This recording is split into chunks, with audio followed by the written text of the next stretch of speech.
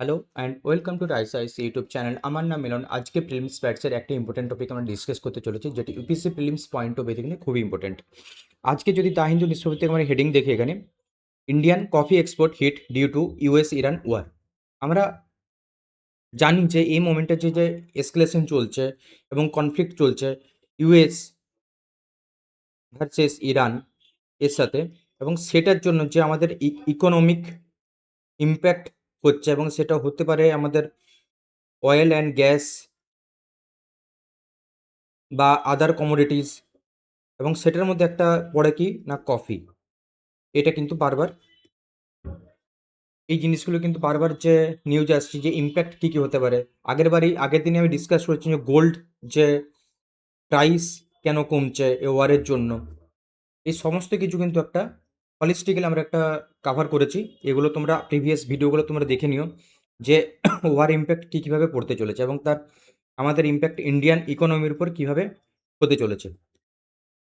যদি এই কফি আমাদের এই টপিকটা আমরা নিয়েছি কেন, এই যে কফি কফি প্রোডাকশন আমাদের ইউপিএসসির জন্য কতটা ইম্পর্টেন্ট, যদি আমরা দেখি এখানে ইউপিএসসি প্রিভিয়াস ইয়ার কোশ্চেন এটি ছিল 2022-এর টি বোর্ডের উপর একটা কোশ্চেন।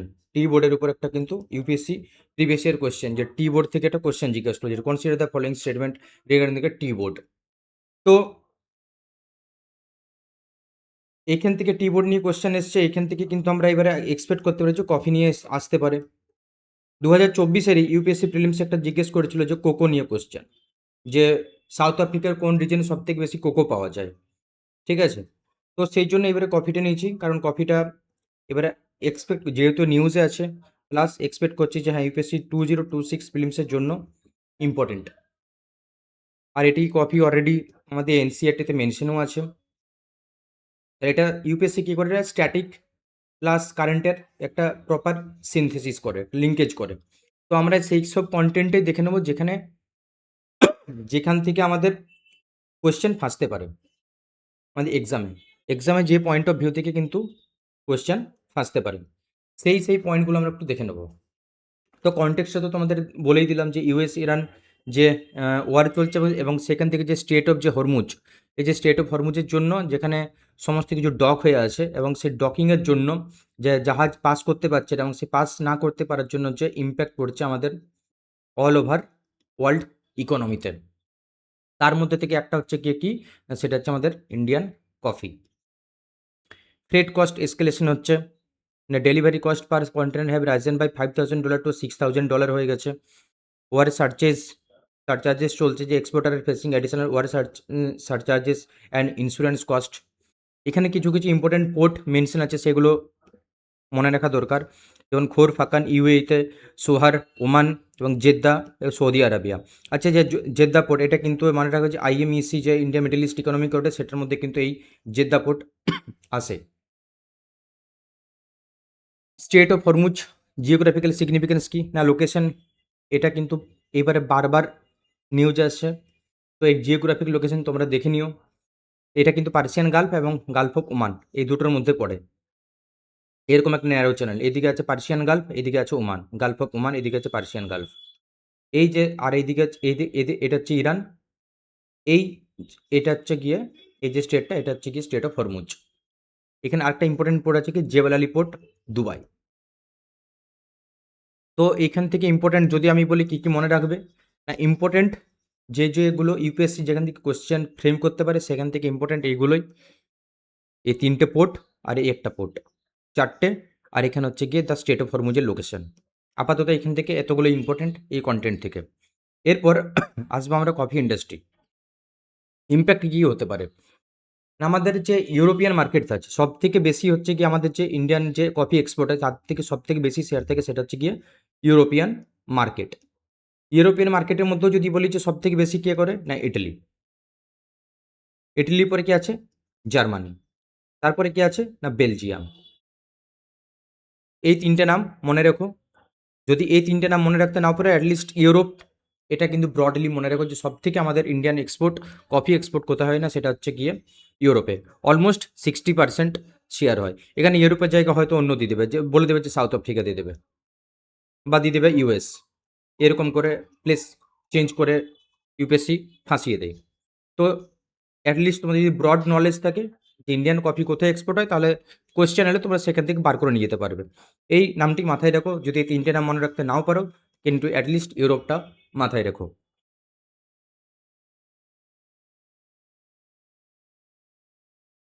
এখানে একটা ইনস্টিটিউশনাল স্টেক হোল্ডার দেওয়া হয়েছে, কফি বোর্ড অফ ইন্ডিয়া।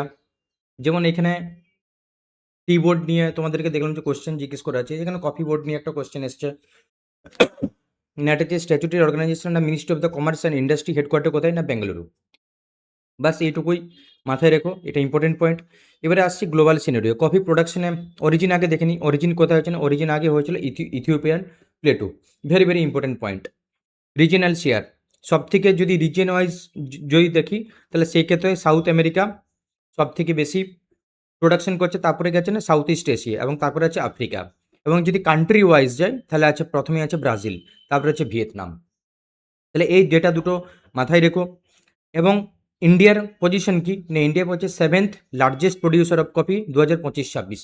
এই সেশনে যেটা আছে সেটা হচ্ছে 7th লার্জেস্ট প্রডিউসার, এগুলো হচ্ছে পিআইবির ডেটা, ঠিক আছে। আর 5th লার্জেস্ট এক্সপোর্টার, ইন্ডিয়ার 7th largest producer of coffee এবং 5th লার্জেস্ট এক্সপোর্টার। ইউপিএসসি কী করে এক্সামে দিয়ে দিবে যে in terms of coffee production in the world scenario India rank first in the coffee production, অথবা দিয়ে দেবে সেকেন্ড, এরকম দিয়ে দেবে। তো এই ডেটাগুলো মাথায় রাখুন।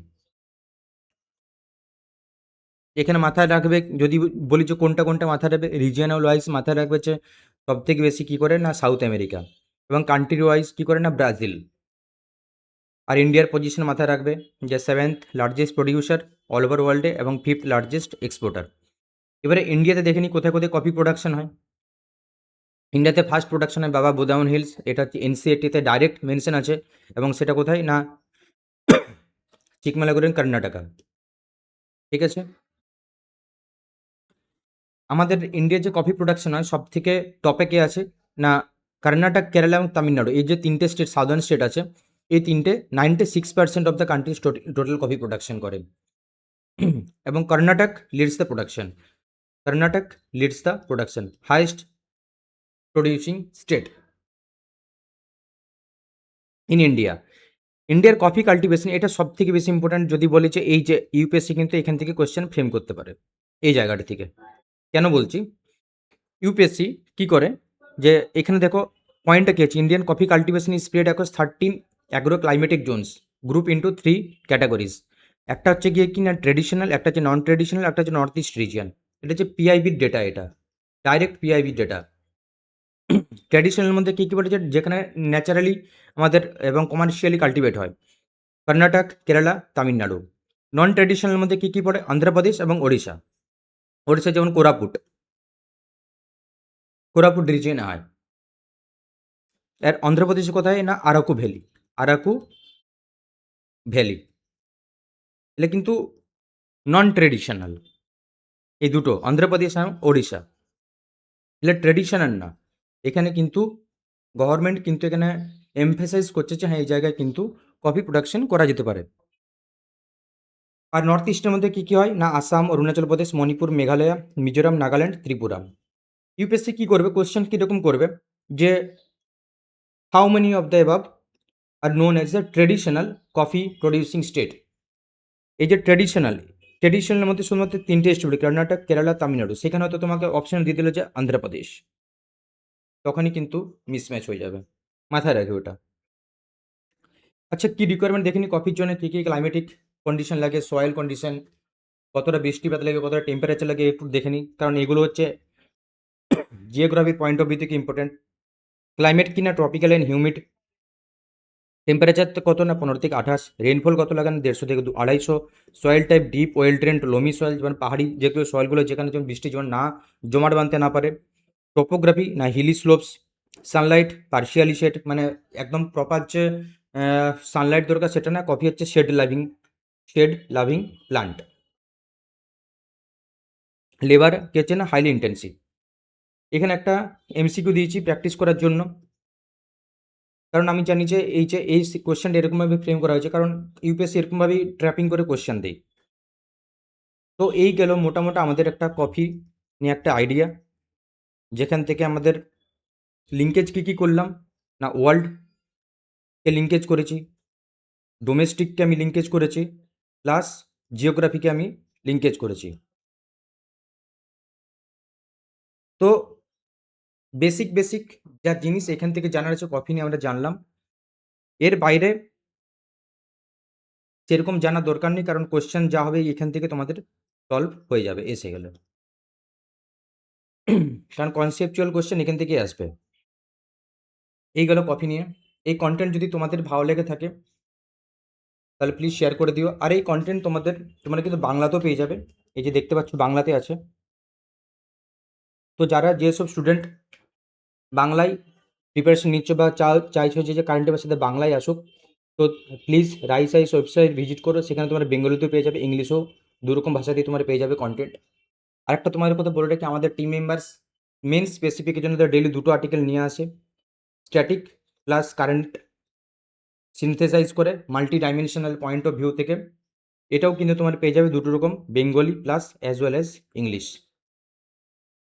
ঠিক আছে? তো এই কন্টেন্ট যদি তোমাদের ভালো লেগে থাকে তো প্লিজ বন্ধুদের শেয়ার করে দিও। আর অনেক অনেক ধন্যবাদ এই সেশনটি অ্যাটেন্ড করার জন্য। Thank you so much.